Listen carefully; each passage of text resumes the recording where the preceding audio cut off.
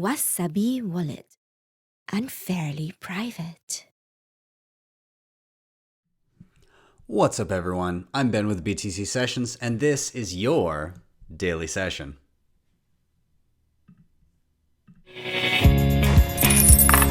Hodl that Bitcoin.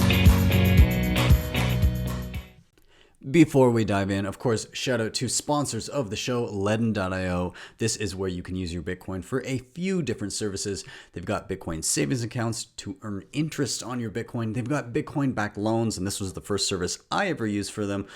This is where you can use your Bitcoin as collateral to obtain a Canadian or US dollar loan. Super easy. I used it in a situation where I was in a pinch and I needed to get my hands on dollars, but I didn't want to sell my Bitcoin. I wanted to hold on to it.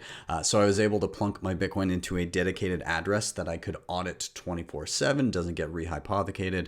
And when I paid back the loan, I got back on my Bitcoin. And then finally, they've got their B2X offering. This uses the same loan mechanism to buy more Bitcoin, more or less doubling your Bitcoin on the spot. So if you want to check out any of that, there's a link in the show notes down below. And if you opt to get a Bitcoin backed loan with that link, they'll give you $50 of Bitcoin for free. And secondly, we've got Coinberry. This has been my go-to to pick up and stack sats as of late, especially this year. I've been using the mobile app a ton, and their web interface is super nice and sleek.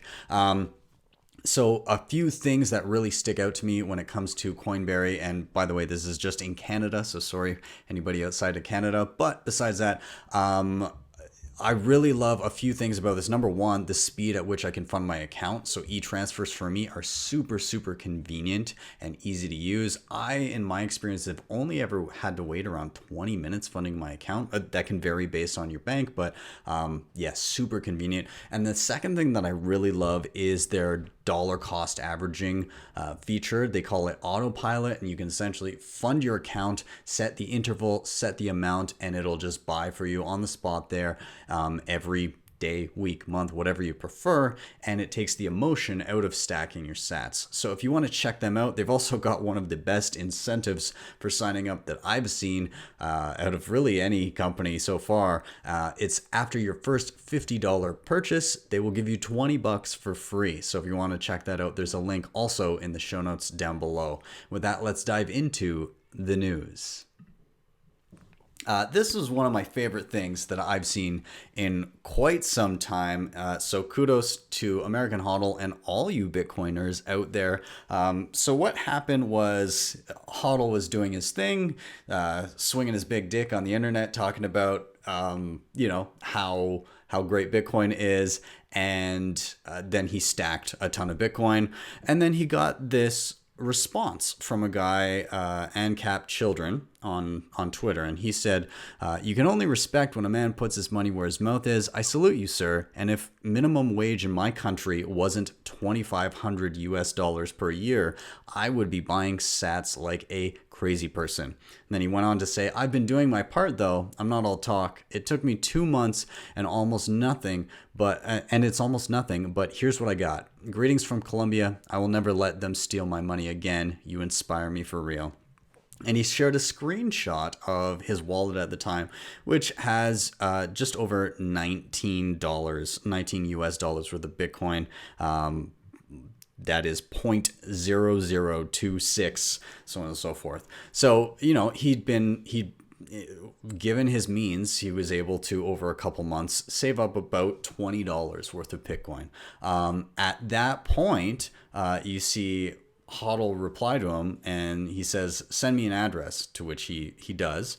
And then he shoots him over 0.01 Bitcoin. Good luck. I boosted this. Good luck on your journey. You cannot sell the million sats I sent you for 10 years. That's our deal, man to man.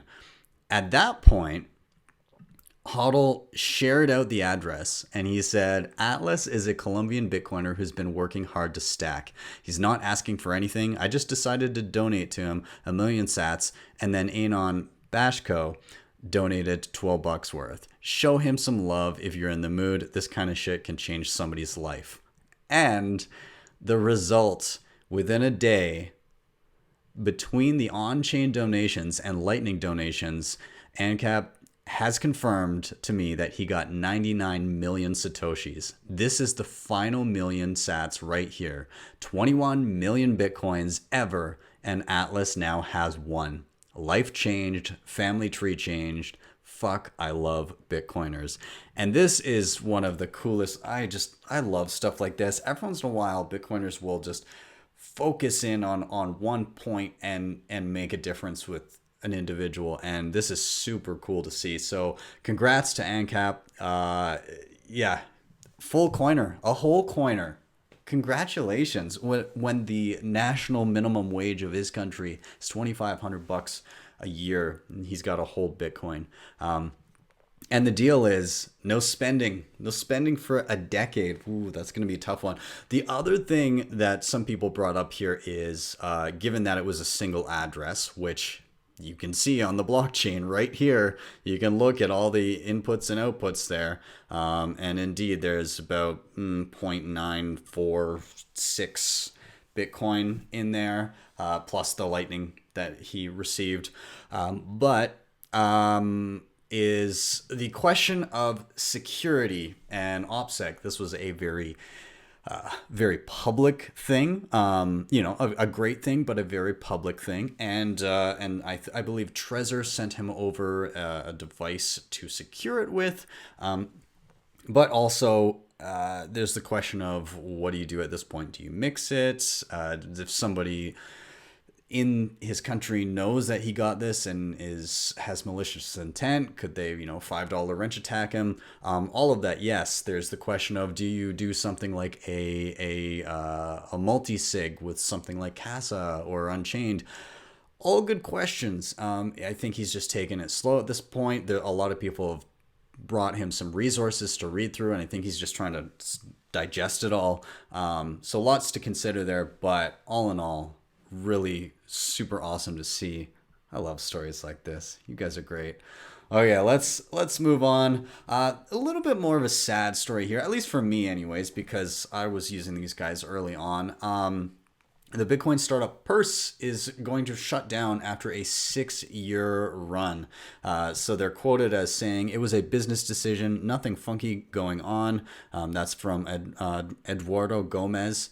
Purse will disclose more information in a forthcoming blog post, he added. Purse will continue to facilitate services until June 26th, but signups will be cease Thursday. Additionally, the startup's shop and earn functionality will be disabled next week on April 23rd, and open orders that have not been matched will be canceled.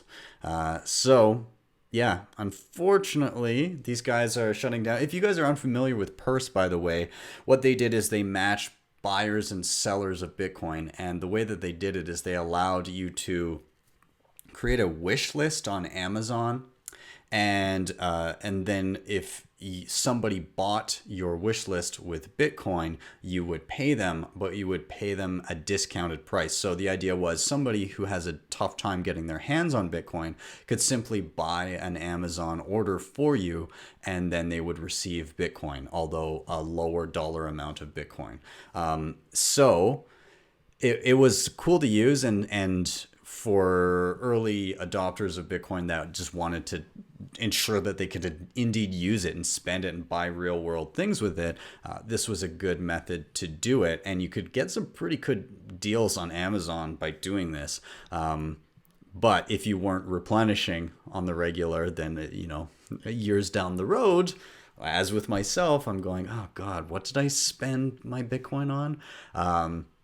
But regardless, still sad to see these guys go. Now, there was some contention with Purse, particularly around the scaling issues that we had is in kind of throughout 2017 as the scaling debate raged on.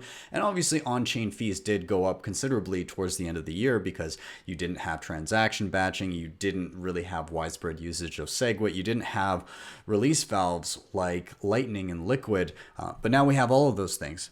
And so, unfortunately, their business model, it was tough with that fee crunch, and they went the route of adding Bitcoin Cash, which a lot of Bitcoiners were not super stoked about. But Anyways, they continued on for a couple extra years after that, and here we are. So, best of luck to everybody involved with Purse.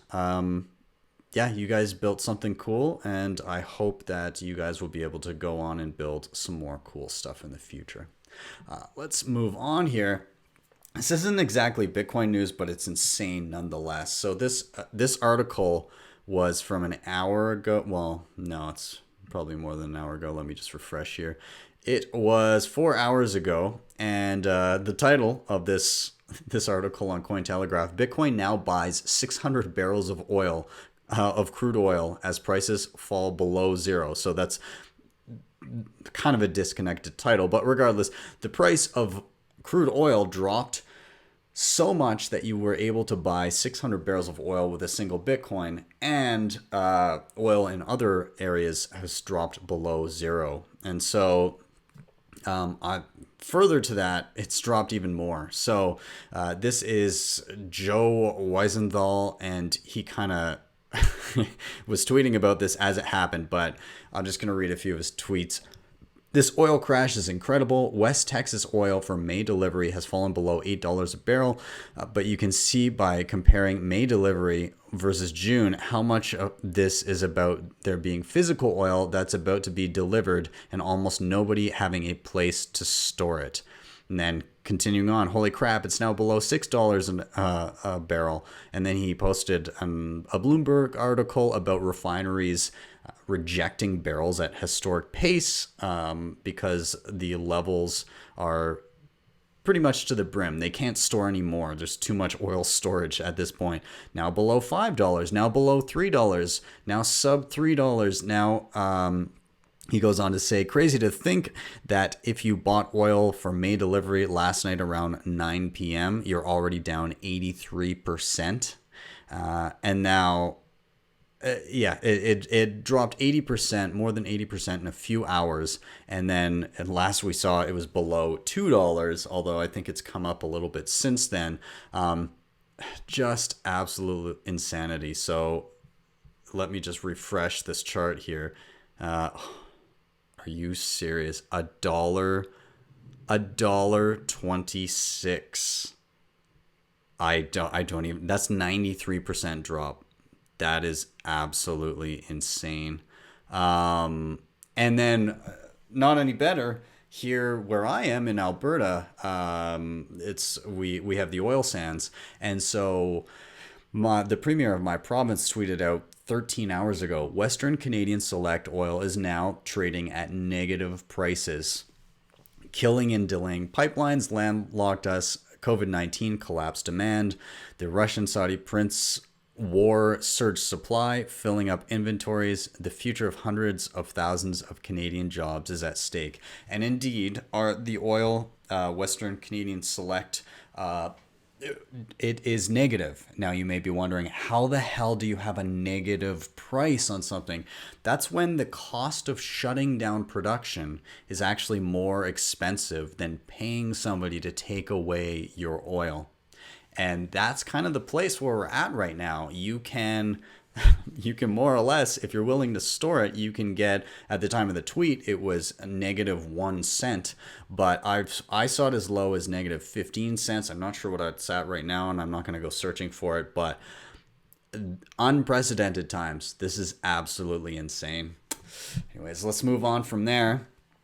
Speaking of crazy things going on, and I guess it's not really that crazy. This is not unprecedented, actually. I take that back. This is very, very precedented. This has happened before. Who could have imagined this happening? DeFi.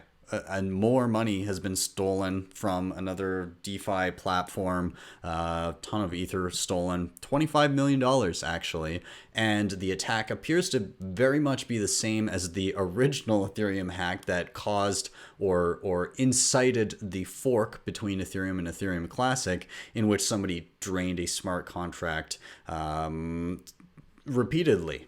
So how did the hack work? I'm just going to read this whole section here just so you guys get a good picture of what's happening, but DeFi, decentralized finance, smart contracts in and around finance, and gaining exposure to different assets, different stable coins or pegs to other cryptocurrencies. So here we go. How did the hack work? The hacker used IMBTC token as the Trojan horse of the attack in one of many Ethereum wrappers for Bitcoin, which was written according to the ERC 777 specification.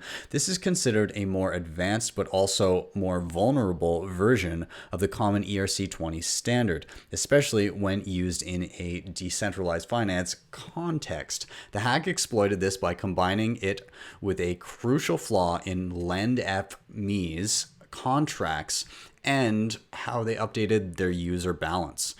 An analyst going by the pseudonym Frank Topbottom explained on Twitter the hacker executed many iterations of a simple attack. In every single transaction, the hacker deposited IMBTC on LEND-F-ME platform, which was registered on his account's balance. A second deposit from the same transaction would add a minuscule amount of IMBTC, which would allow using a re-entrancy to withdraw the previously deposited tokens.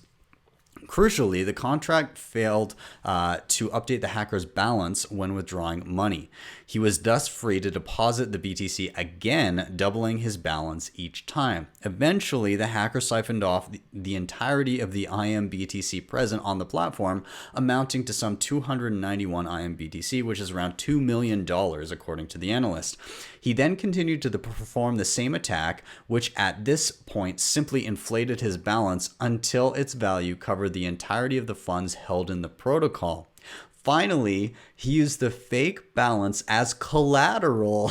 This is the best part. He used the fake balance as collateral to borrow almost every single token available on the LEND-F-ME platform, carrying off about $25 million in various cryptocurrencies and stable coins. Holy hell.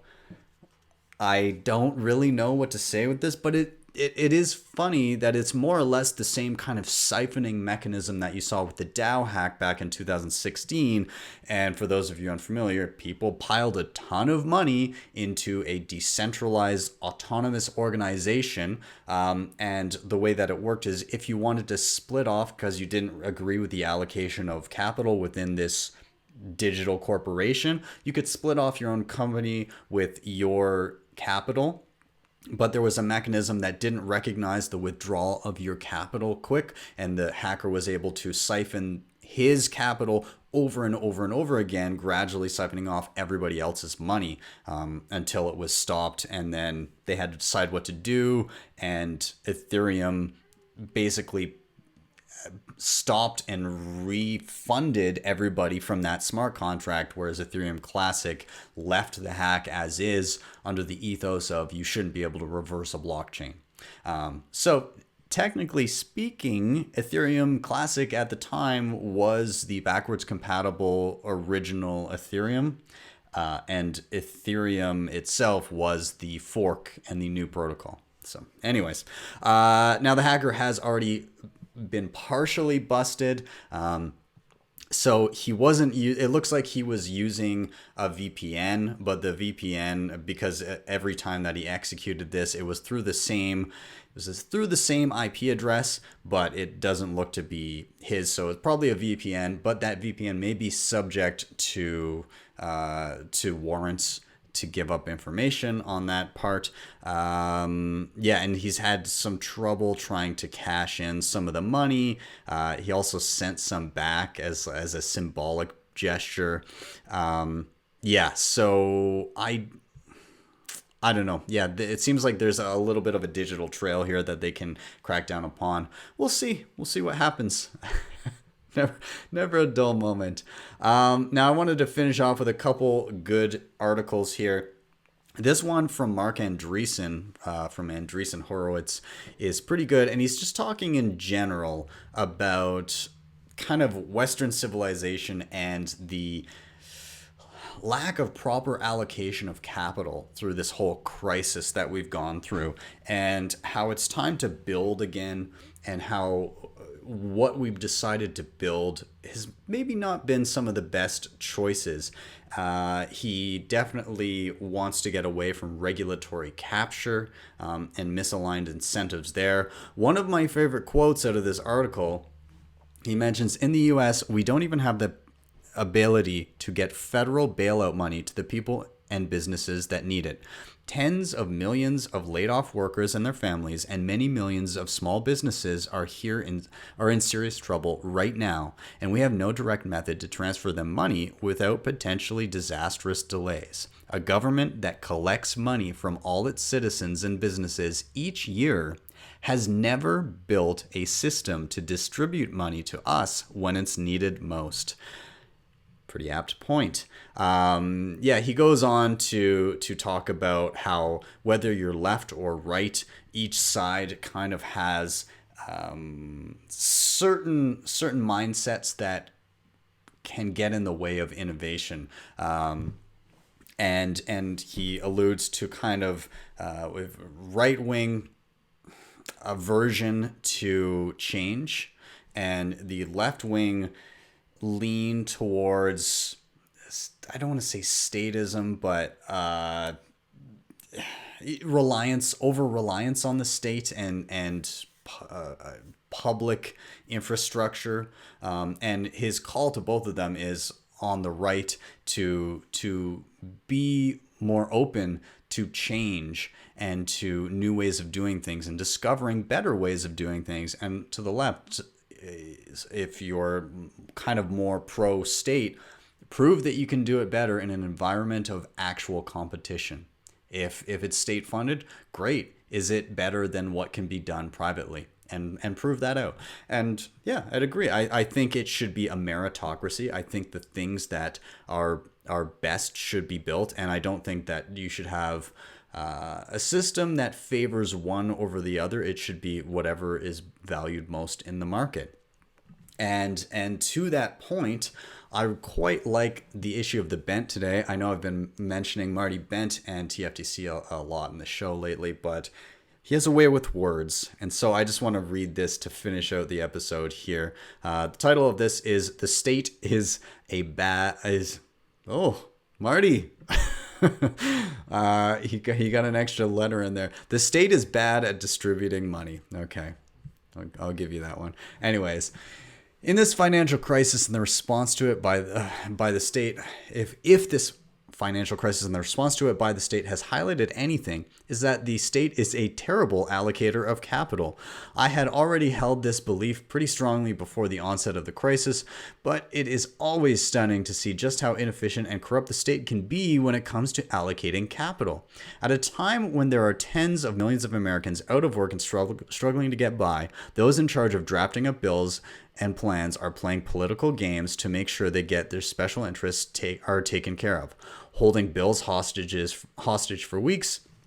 Institutions with large endowments receiving millions of dollars in aid that they do not need and could be better spent elsewhere. The blatant misallocation of capital that is happening right now is downright nauseating. Luckily, once the world inevitably transitions to a Bitcoin standard, I love the confidence there, this type of capital misallocation will be severely curbed as millions of sovereign individuals with low time preference will be in control of the world's wealth. No longer will the control of capital and money fall under centralized governments and central banks that have historically made terrible investments and debased the common man's purchasing power. Instead, millions of independently wealthy individuals will control the world's wealth, making decisions based on profit motives and the needs of the market instead of the needs of cronies and the financiers of political campaigns. If you're paying attention, you should be able to notice that this shift is already beginning. Bitcoin's market cap is around 130 billion, and there are millions of individuals around the world who have a material balance of sats. If this trend continues, we may be able to witness the death of centrally controlled nation states within our lifetimes. What a time to be alive. I love the cheery note that it ends on. Kudos, Marty. I also like that he included his tweet with a shot of the sovereign individual. If you haven't read that, check it out. Anyways, figured I'd end on that positive note. I'll wrap it up. Thank you guys very much for watching. As always, if you're watching on YouTube still, like, subscribe, and share. If you're watching this on any other medium, do share it there if you've witnessed my debacle with YouTube over the last little bit. Also, if you're on YouTube, then please do go to any other medium that I'm on, whether it be Facebook or DLive or Twitch or what the hell else am I on now? I'm on a lot of things, so just look and you'll find me. Search on any platform that you can. Subscribe to at least one of those other ones. And also there's audio, right? So you can go to Apple Podcasts, Google Podcasts, Spotify. I'm on all of those, and you can get audio-only versions of the show. Other than that, if you want to help out the show in another way, you can hit up the sponsors I mentioned down below. That was LEDN and Coinberry. They've got some deals for you. And also check out Wasabi Wallet. Great for helping your Bitcoin privacy. And outside of that, if you really loved what you saw, you can drop me a Lightning Network tip. Actually, no, don't drop a Lightning Network tip today. Instead, go back to the dude that I talked about from Colombia and drop him a Bitcoin tip. Don't tip me. Ignore that. Go tip the Colombian dude. Yeah, I'm going to wrap it up there. Thank you guys very much. Have a great time. Have a great rest of your evening. And I'll see you next time for your daily session.